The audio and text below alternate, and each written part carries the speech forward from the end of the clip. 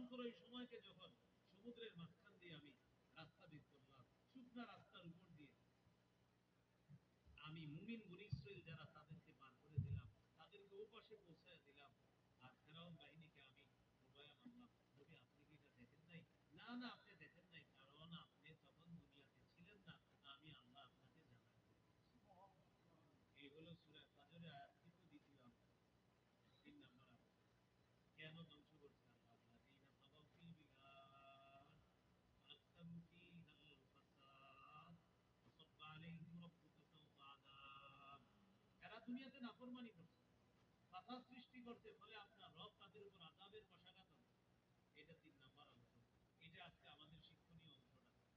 নাফরমানির কারণে 3টা শক্তিধর জাতিকে আল্লাহ ধ্বংস করে দিচ্ছে। বলেন কিসের কারণে? নাফরমানি এখনো দুনিয়াতে আছে, নাফরমানি করা যাবে।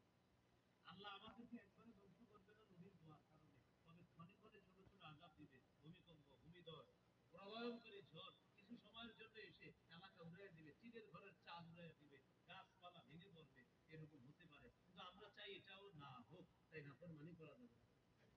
কি করা যাবে না? এ হলো 3 নম্বর। সর্বশেষ আল্লাহ বলছে, নবী জানায় দেন, ইন্না রাব্বাকা লাবিল মিরসাদ, নিশ্চয়ই তোমার রব সজাগ দৃষ্টি রাখেন, খোঁজ পেতে আছে, সামনে পিছনে ডানে বামে কে কি করে আল্লাহ সব জানেন।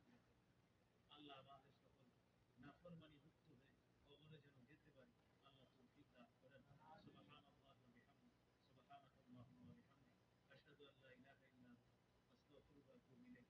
এদিকে আমার তেমন আশা হয় না। নাফরমানি সম্পর্কে আমার একটা কিতাব আছে, 2 খণ্ডের কিতাব, 600 পৃষ্ঠার কিতাব, নাম পাক। কি নাম? পাক। এই কিতাবটা পারলে সকলেই সংগ্রহে রাখবেন। প্রতিদিন আলেম না যারা আপনারা বাংলা, প্রতিদিন বাংলাটা অনুশীলন করবেন, ভূমিকাটাও বলবেন। পাক কিতাবে যে ভূমিকাটা লিখছি এটাও বলবেন। ওই ভূমিকার মধ্যে লম্বা এলেম আছে, চিন্তা আছে। আর ওলামা হযরত যারা, তারা আরবিও বলবে, বাংলাও বলবে। তারা ভুল ধরার জন্য বলবে, কোথাও লাল কলম চালানোর প্রয়োজন হলে চালাবে। আপনার লেখার ভুল হতে পারে, আরবি ভারতে আপনার টাইপিং এর ভুল হতে পারে, এগুলো আলেমরা ধরিয়ে দেয়। পাক কিতাবটা নারী পুরুষ আলেম ওলামা সবার জন্য। এখান থেকে যদি সম্ভব না হয়, অনলাইনে গুগলে লিখবেন পাক, পাশে আমার নামটা লিখবেন, দেখবেন ওই বাংলা বাজার থেকে আপনার ঘরে এনে পৌঁছে দেবে। আরেকটা সংকলন আছে আমার, মিম্বরে আমার 10 খণ্ডের 2000 পৃষ্ঠার কিতাব, এটাও সংগ্রহে রাখেন ইনশাআল্লাহ। ওখান থেকেও বয়ান করতে পারেন। আলেম ওলামা যারা আছে, এই আমাদের আলামিন, আলামিন ভাই মহব্বতের মানুষ, উনি যেই পদ্ধতিতে বয়ান করে মাশাআল্লাহ, আমার মিম্বরে আমানতটা ওই পদ্ধতিতে সাজানো। এই কিতাবটা আপনারা সংগ্রহে রাখতে পারেন। আলামিন ভাই আছে, আর অনেকে আছে এই পদ্ধতিতে বয়ান করে। এই এলাকার খবর জানি না, গাজীপুরে গ্রামগঞ্জেও মাশাআল্লাহ মসজিদে মসজিদে এখন এই কোরআন সুন্নাহ ভিত্তিক বয়ান হয়। ওখানে খবর নিচ্ছে আলেমদের কাছে, 12টার আগেই তাদের মসজিদগুলো ভরে যাচ্ছে। আমি বললাম, এই কৃষক মানুষ আপনার কোরআন হাদিস শুনতে আসে, এরা তো গল্প গুজব না পেলে আসে না। কয় না হুজুর, কৃষকরাই মাছের প্রজেক্ট যাদের আছে, মাছের খামার, মুরগির ফার্ম ইত্যাদি, এই জাতীয় সহজ সরল মানুষগুলা কোরআন হাদিস শোনার জন্য 12টার আগে মসজিদ ভরে যাচ্ছে। আমরা একটা বিপ্লব ঘটাইতে চাইতেছি বাংলাদেশে, কোরআন হাদিসের বিপ্লব। গ্রামগঞ্জের ছোট্ট থেকে ছোট্ট মসজিদও কোরআন হাদিসের আলোচনায় জুমার নামাজের আগে যেন সুন্দর একটা মজমা তৈরি হয়ে যায়।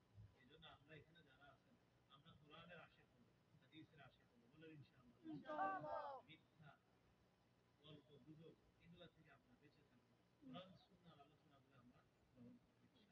আল্লাহ আমাদের সকলকে যে কথাগুলো শুনলাম বললাম, নাফরমানি থেকে বেঁচে আমরা যেন গুনাহমুক্ত হয়ে কবরে যেতে